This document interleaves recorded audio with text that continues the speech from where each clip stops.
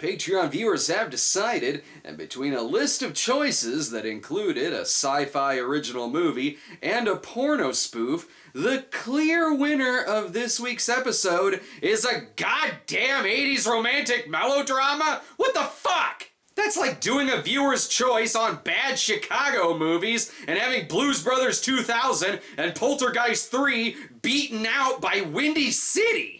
And what is with forgotten 80s romance movies having a poster color scheme that makes them look post-apocalyptic? Look, I thought the porno spoof was gonna win too. Or maybe I just hoped it would, since that would take far less time and get far more hits, but ID83 was ahead by so much that I ended up calling it 12 hours before voting ended, which made the Disaster Bros very unhappy. So basically, Patreon subscribers paid their hard-earned money to be bored! A common theme in the thread seemed to be that people thought ID83 was gonna be along the lines of Moment by Moment or Endless Love. Have we gotten so cynical that the suggestion of any romance means it's gonna be an unholy disaster of moment by moment proportions? You could've just asked me. The answer is no! Or you could've just watched the trailer. Follow your dreams and do Independence Day. what you love to do. Growing up in a small town is no problem. Then why am I watching a movie about it? Kathleen Quinlan stars as Mary Ann Taylor, a small-town waitress with big dreams of becoming a photographer. Then she meets the rugged Jack Parker. Weird how the movie is about a photographer, but the first 30 seconds are a black screen. So did they leave the lens cap on? Ugh, blatant product placement for Nikon camera. And she's lucky she's not a gross neckbeard, or doing something like this would get her arrested immediately. From this angle here, it feels like she's 8 feet tall. The opening isn't nearly as jolly as the opening of Cover Up.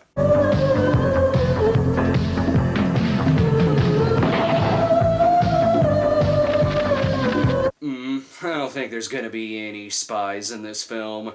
And why does the water tower have a dick? David Keith plays Jack, who has just returned to town, and his meet-cute with Mary Ann involves her being an idiot. Mary Ann Taylor. You son of a bitch! I'm sure they have a lot to catch up on. What is it you call that? C'est un chapeau, un top. Parker, it's a hat. Never used to wear stuff like that before.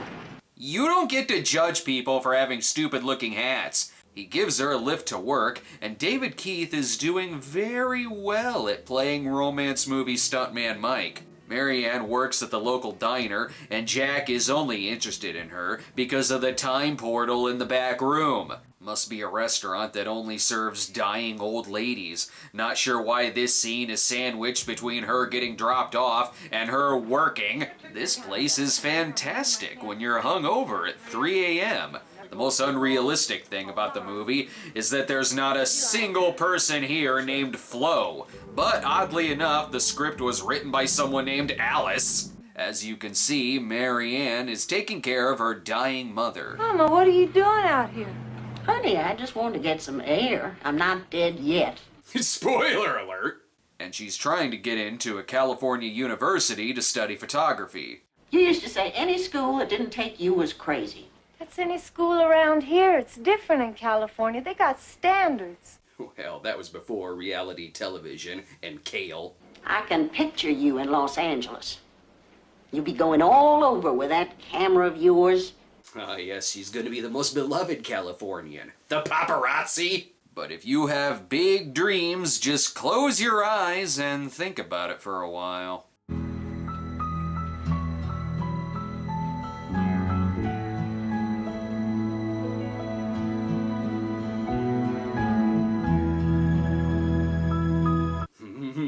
At some point, they started thinking about Burt Reynolds' naked photo shoot. Jack returns to visit his family, which includes his sister Nancy, played by Diane Wiest, and his father, who doesn't much get along with Jack. Les, honey, dinner's ready. Okay, look, I gotta go. Face it, you're a loser. Dad doesn't need much setup or even any context to call his son a loser. Dad much prefers his son-in-law Les, played by Cliff DeYoung, but only because he hasn't seen him bitching in the kitchen or crying in the bedroom all night. Les is abusive to his wife, not that Dad is much better. Whee! Yeah! Granddaddy's big Dad, monkey. please stop it. Don't you tell your father what you did. Please. Sound like a tree! Sound like a tree! Yeah! He loves it! Okay, slow down, Oliver Reed from Burnt Offerings. Only way this could be more awkward is if Dad admitted to taking pictures of kids in trucks. Hopefully, this next scene will be more pleasant. After she cut up his body, she stuffed him into jars, mason jars. What? Well, now it seems more like something I'd review. Damn, Kathleen is chain-smoking in this film. She gives Jack his headshots for his Biff Tannen auditions, and then asks him out. You better pick me up at my house tonight, Jack Parker. You may never get another chance like this again. That's just plain not true. He works with the sexy Richard Farnsworth. Somehow I think their date is going to include a dish of something deep-fried. Well, what are you doing out there, Jack Parker? I don't have time to wait for any man. I don't care who he is. Ooh, this night's gonna end with a ball gag and a cattle prod. Marianne may have invented the concept of the man bun, but she did not perfect it. Random thought, you know what this movie needs? Wingshauser, or Sandra Locke, or Deborah Winger. Something about all of that makes sense. So, what's this date gonna be like?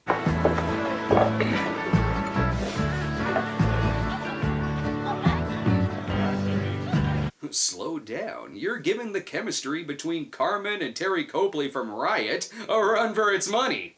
And that's including when they do talk. You know, some people might say that a girl who comes here alone is cheap, but honestly, I think anybody who says that ought to be shot straight through the heart. Not every first date in the South has a conversation about concealed carry. That's a second date topic. Uh-oh, is that Les cheating on his wife? It could be his twin, Farley Flavors. Honest mistake. So Jack takes Marianne to the point. It's less sex and more watching car races. So this is what you like to do? Yeah, he masturbates when they wreck. Southern Crash doesn't feel as sleazy. What's this? He's getting in on the racing action now? I said he, not she. No, I meant you could watch him over there. You know, with the rest of the tits. Oh, over there. Oh, lovely. Gee, what are they talking about over there? Mascara? Oh, no. No, they're comparing hairstyles. Joke's on you, they're actually talking about muffin recipes. Don't you feel stupid?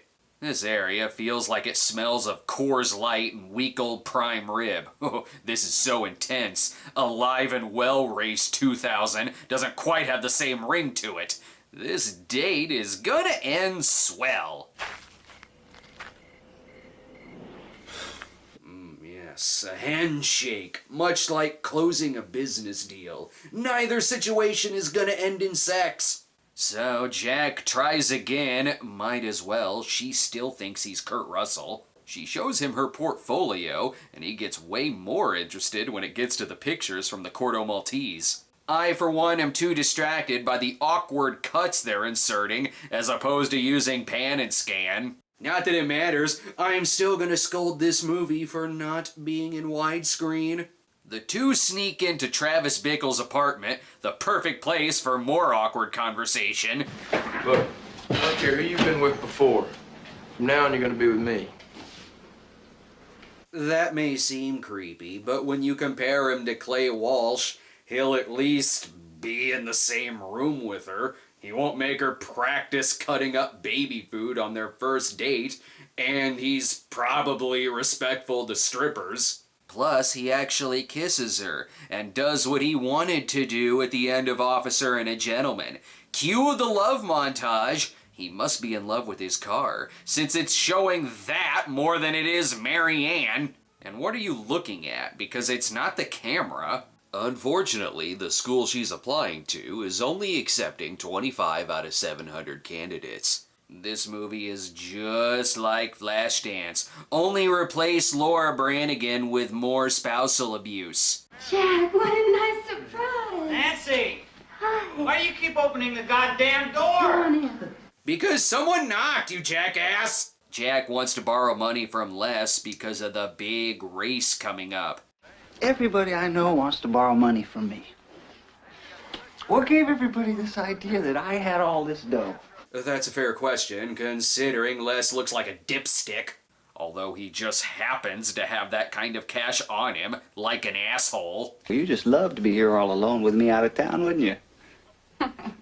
No. No. Yeah, sure, you bring some stranger back here the first night I'm gone. She's gonna light you on fire, especially when he starts throwing matches at her. Hey, what are you doing? No, this is just a little game we play. She likes it. Oh, yeah? Well, I don't like it. How am I supposed to react to this? This is more awkward than Lloyd watching his old racist cartoons. Oh boy, fellas, let's rock the joint. Groove it, cats. He should really be more offended by that. Just like Jack should be a little more offended that some twerp is throwing matches at his sister. Kick his ass! This display is really ruining Jack's day of watching Mary Ann sleep. You think many women get beat up?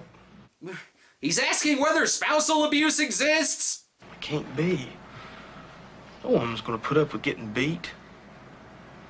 She wouldn't stay with a man like that. She'd just get up and walk out the door. You sound like you'd have a very winning Twitter account. It's very pro-Cosby and anti-progress. God damn, I want Nancy's story to turn into a revenge film. You know, I wish Les wasn't coming home tonight. It's kind of like it was before you got married. Ugh. Next, is Jack gonna ask whether incest is a thing?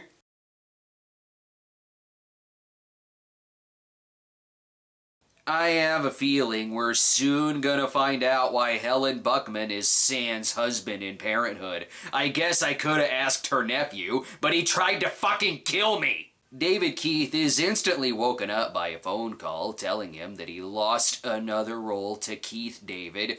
Actually, it's that his sister tried committing suicide. Could it have to do with her abusive husband? Stop it! Jack, let go of him. Hey, listen to me. If you hurt her, I'll break your fucking neck. Don't just come right out and tell him that. Get on his good side and then strangle him the Corleone way.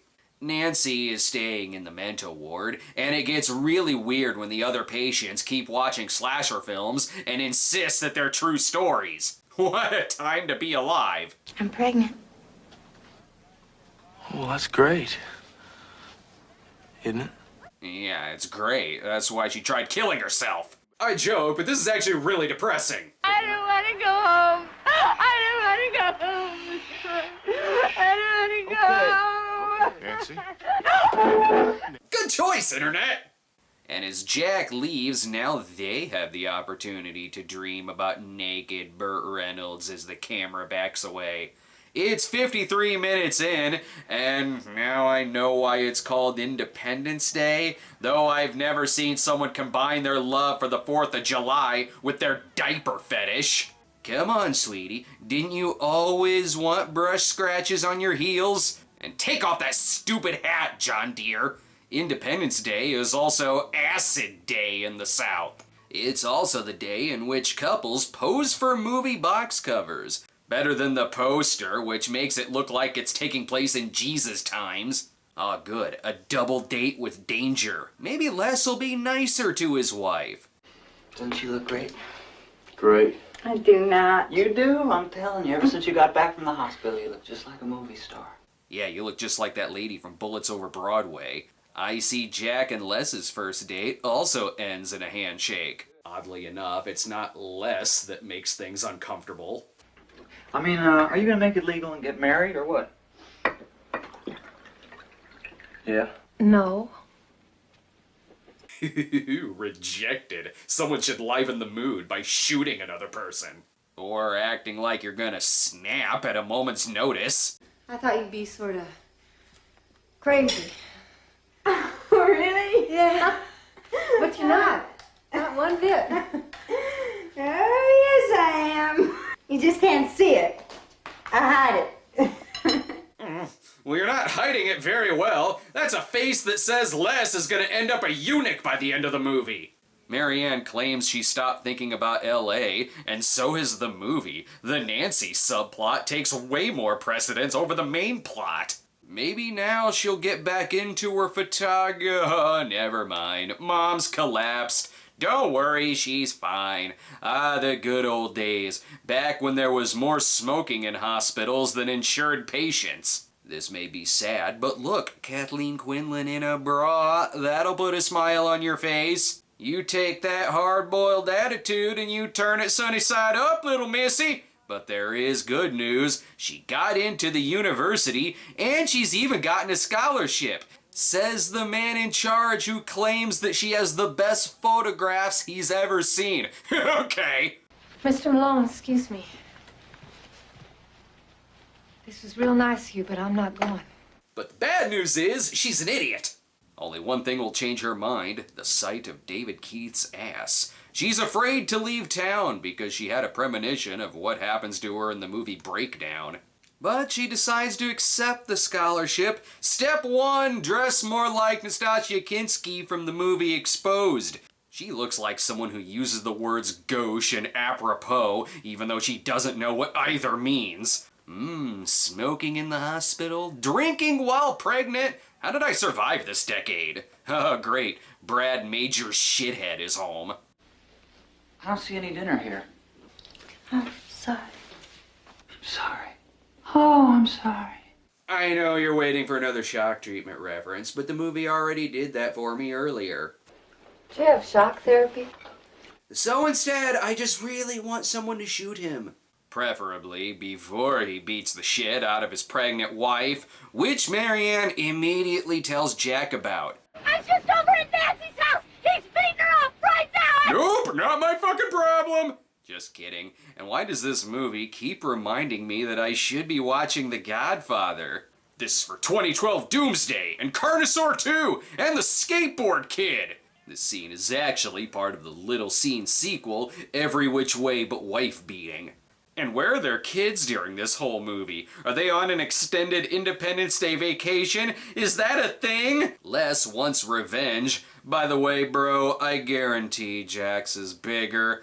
Oh wait, this is almost exactly like the abuse subplot in The Godfather. After he gets the shit kicked out of him, he asks her to call her brother, thus setting him up for, I don't know, getting shot at a toll booth?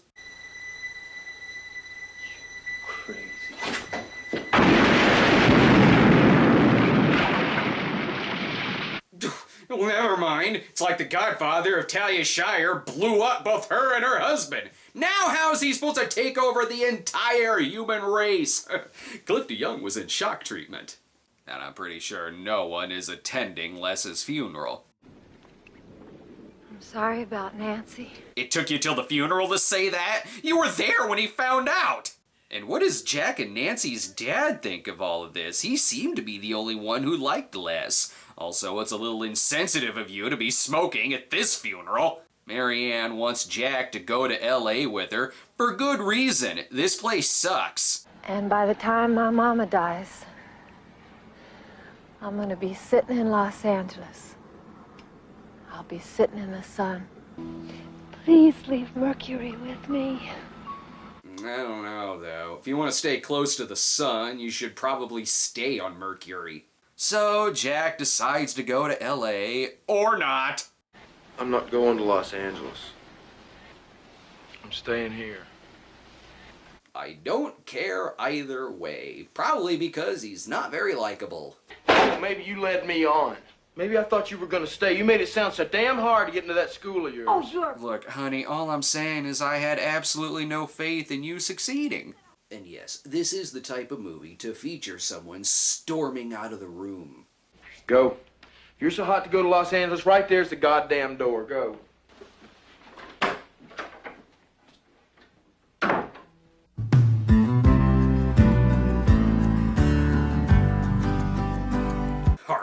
It keeps going. Oh, and Mom might be dead. Not sure. Best leave before finding out. Can't have another death in the last 10 minutes. She does have a dad, too, but her smokes have more of an appearance in the movie than her father. While Marianne does leave for L.A., Jack decides that he doesn't want to live his life in a Ross Hagen movie, so he decides to take his car to L.A. where he can crash into more things, unless he's going on a honeymoon with his one true love, his trophy, and where he works as a mail-order Conway Twitty. The film has a happy ending, I guess, with the two ending up together. It ends on a shot of a dirty pool for some reason, foreshadowing that she's moved to LA to murder Joe Gillis. I don't know. I still don't even know why this movie is called Independence Day, since the holiday itself is only in 5 minutes of the film, and it certainly didn't end with her gaining her independence. Unless it's talking about Diane Weist's independence from her abusive husband and life. So, was that worth it? I hope so, because it's made the rest of my day fucking depressing.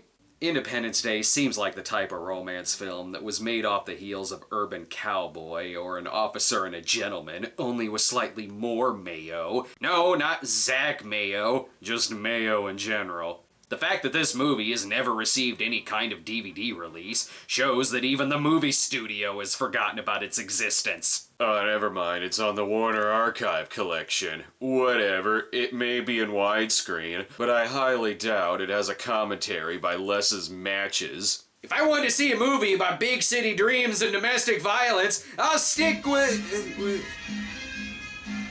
Lloyd, can you turn that down? I'm trying to make a stupid movie comparison here.